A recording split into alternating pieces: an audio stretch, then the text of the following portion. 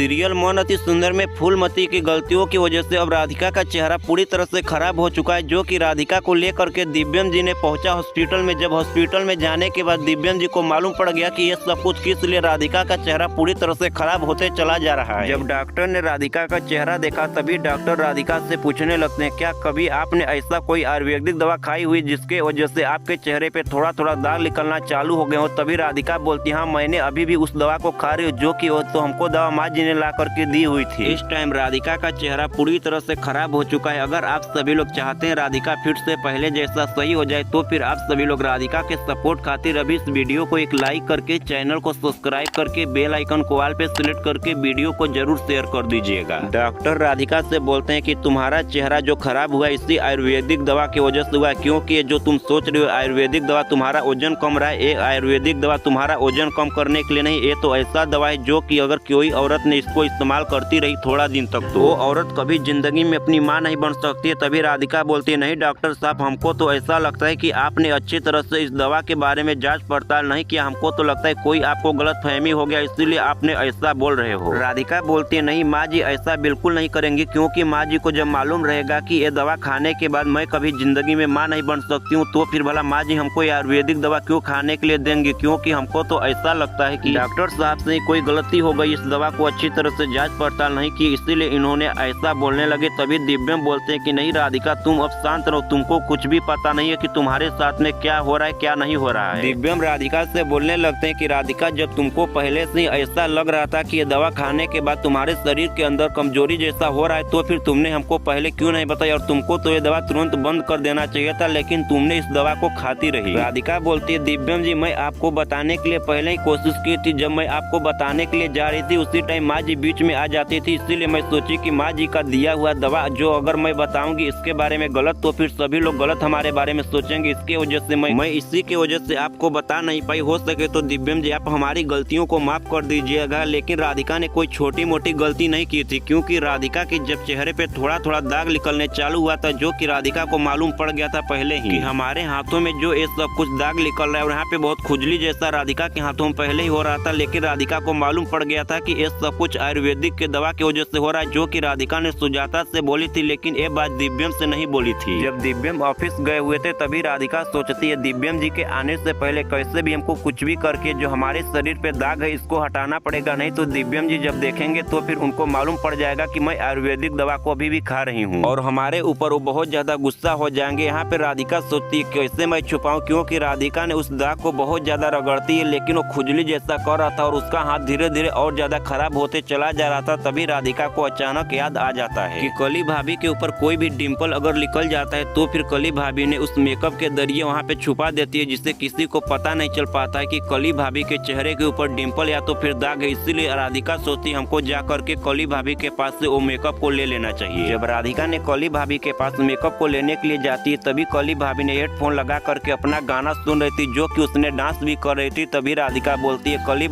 भाभी, लेकिन कली भाभी को कुछ सुनाई नहीं देता है। तभी राधिका जा करके वहाँ पे कली भाभी को टच करती है, तभी कली भाभी पूरा वो तो डर जाती है, वो सोचने लगती है हमारी सासू माँ तो फिर हमारी माँ आ गई। तभी कली भाभी बोलने लगती है, देवरानी जी आपने तो हमको पूरा डरा ही दिया था, क्योंकि मैं तो सोची मेरी सासू माँ तो फिर हमारे पास हमारी माँ आ गई। राधिका कली भाभी के पास जा करके बोलने लगती है, कली भाभी आपके चेहरे पे कोई दाग या तो डिम्पल निकल जाता है तो फिर आपने उसको छुपाने के लिए मेकअप का इस्तेमाल करती है ना, जो कि उसको लगाने के बाद आपको ऐसा लगता है कि आपके चेहरे पे कोई दाग या तो डिम्पल नहीं है। कली भाभी बोलती है, देवरानी जी आप इसके बारे में क्यों इतना पूछताछ करें, क्योंकि आपने इसके पहले कभी इसके बारे में इतना ज्यादा नहीं पूछा था। तभी राधिका बोलती है, कली भाभी वो आपका मेकअप हमको आज चाहिए। तभी कली भाभी बोलती है, ठीक है देवरानी जी हमारे पास वो मेकअप है, आप लेकर के इसको जाइए। और राधिका के चेहरे और शरीर के ऊपर पूरा दाग निकल आया था, जो कि राधिका का उसी टाइम चेहरा शरीर देखने में बहुत खराब लग रहा था। फिर भी राधिका ने सोच रही थी मैं दिव्यम जी को सच्चाई नहीं बताऊंगी। राधिका ने जितने जगह पे उसके दाग निकला हुआ था सारे शरीर के ऊपर उस मेकअप को लगा लेती है। और दिव्यम जब ऑफिस से आते हैं तो फिर दिव्यम को भी मालूम नहीं पड़ पाता है कि यहाँ पे राधिका के चेहरे के ऊपर इतना दाग निकल गया हुआ है, क्योंकि राधिका ने